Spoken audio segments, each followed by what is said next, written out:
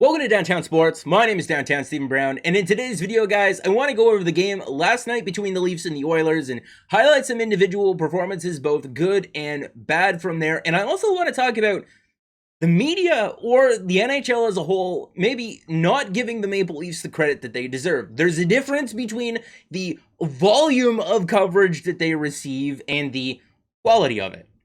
Although the first period in this game started kind of slow, both teams were just about even before the Maple Leafs added a power play marker towards the end of the first period. Both teams come out for the second period, and the Oilers are absolutely dominating the Leafs in this one. After two periods, they led the 5-on-5 shots 21-12. They led the scoring opportunities 16-12. They were dominating just about every aspect of this game after two periods, except for the scoreboard, where the Maple Leafs were leading 3-0. And coming up for that third period, with the Oilers heavily dominating this game so far, even though the Leafs are up 3-0, no lead has been safe for them recently after they blew a 4-1 lead to the Blackhawks and almost blew a 5-1 lead to the Blue Jackets. We really didn't know what Leafs team we were going to get in that third period, and then they allow a goal about 5 minutes in or so, and now it's 3-1, and McDavid and Draisaitl haven't gotten into the action. What if the Oilers get a power play? They can make it 3-2, and then it's just a one-goal game, and a bad bounce can tie this game up, and then William Nylander just says, calm down, dude.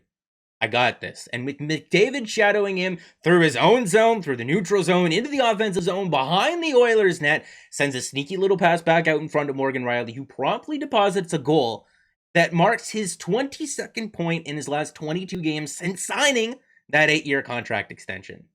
And the Maple Leafs did lead the majority of the micro stats in that third period, but after they restored the 3-goal lead, I didn't really feel threatened by the Oilers at all on the score sheet, physically, anything really. I mean, there was a jersey that was thrown on the ice. I believe that was Edmonton's 6th straight loss.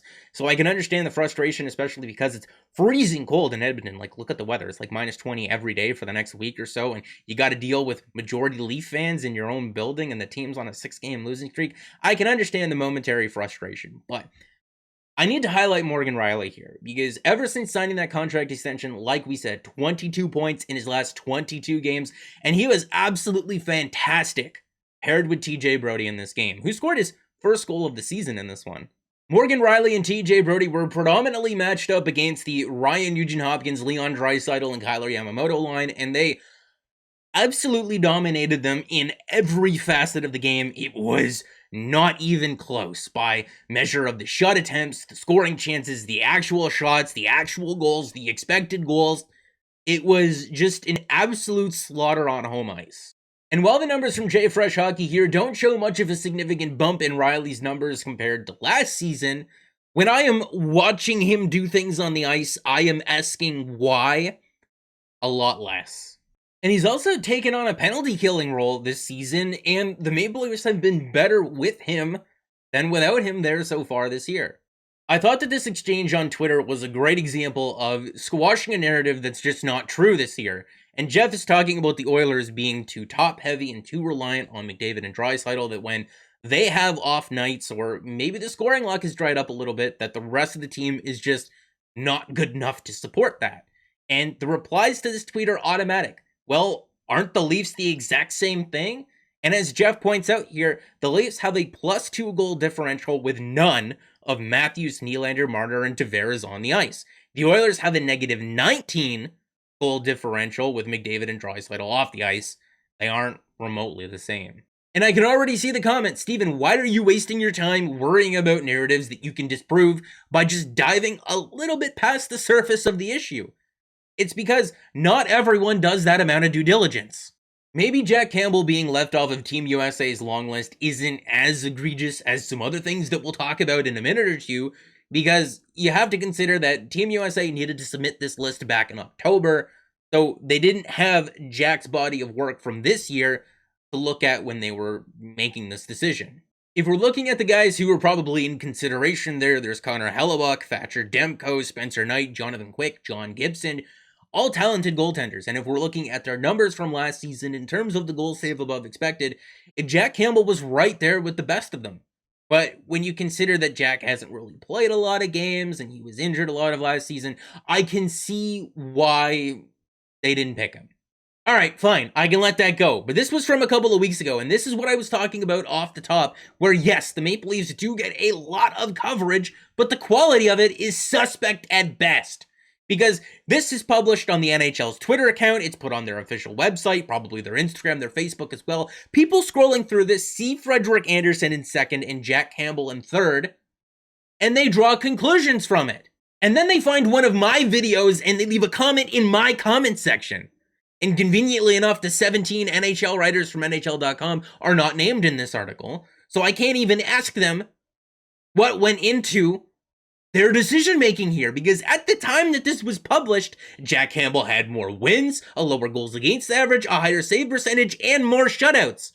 What is this based on? And I'm not even saying that Jack should be first on this list. All I'm saying is that Frederik Andersen should not be ahead of him. And it's not even a dig on Andersen either. He's having a great season. Jack has been better.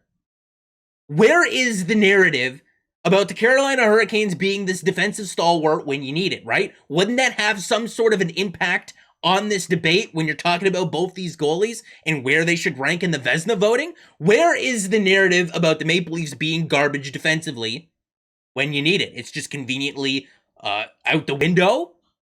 So that, what is this based on? The only conclusion that I can come to is that this exists only to thoroughly piss off Maple Leaf fans. Otherwise, what is it based on? And that's my argument against, the Leafs got all the media coverage in the world. Yeah, well, 80% of it is just gaslighting the entire fan base. So what good is it? No one asks for it.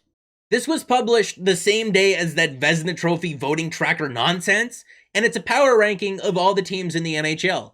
And at the time that this was put out, the Leafs had just finished winning 15 out of their last 17 games, the most wins that they had in any month in franchise history, which spans 100+ seasons. I'm not asking for them to have been first on this list, but how in the world are they outside of the top 3? And what's even worse is that when you actually click on the article and read what it has to say about the Leafs, apparently the most notable thing about the Leafs that they had going for them at that time was that Peter Mrazek was playing an LTIR conditioning stint game with the Toronto Marlies. No mention that they had won 15 out of the last 17 games or set a franchise record that has 100+ years of history behind it. I applied to write for NHL.com like a year ago when there was a job posting and I heard nothing back. Even this article from The Athletic today. Why is so far in brackets at the end of it? It says working out, not worked out. We understand that the situation is not done and over with. I told you, 80% of the content that gets published about this team is just designed to gaslight the fan base. I'm sure Jonas's article was well written and had a lot of great insightful points in there. They usually are. I just don't appreciate that off the top. I don't understand whenever something good is said about this team that we also need to throw in the nudge that it can go off a cliff like an 18-wheeler at any time. Do I do that? I hope I don't do that here on this channel, and I'm sorry if I ever do. Because if you're actually looking at the situation, the Maple Leafs have found a great short-term solution in replacing Zach Hyman in Michael Bunting and Andrei Kasha. And you can't even say it's only because those guys play with the Leafs' top-end players. Zach Hyman's been playing the majority of his ice time with Connor McDavid all season long at 5-on-5. And my whole point in talking about these narratives and the way that they're portrayed is that how can we be as critical about the Toronto Maple Leafs as we are when they suck if we're not willing to give them credit when they're good? And just some wholesome facts to throw at you before I end off the video here, but Matthews, since shaving off his mustache, has 11 goals, 4 assists, 15 points in just 7 games. That's absolutely absurd. And if we're taking a look at the Rocket race here, at the beginning of December, Leon Draisaitl had 20 goals and Matthews had 10. And in the last 2 weeks, Matthews has scored 10 goals and closed that gap to just 3 right now. If he comes from behind, especially that far behind, to win back-to-back Rocket Richard trophies, I mean, there's not much more that you can really say about Austin Matthews right now, and the Toronto Maple Leafs, for a matter of fact. I mean, they've got a couple of injuries, but 18-4-1 their last 23 games. I can be happy for that. So make sure to like the video if you did like it, and subscribe for more, because more is always on the way, and I'll see you on the weekend, guys.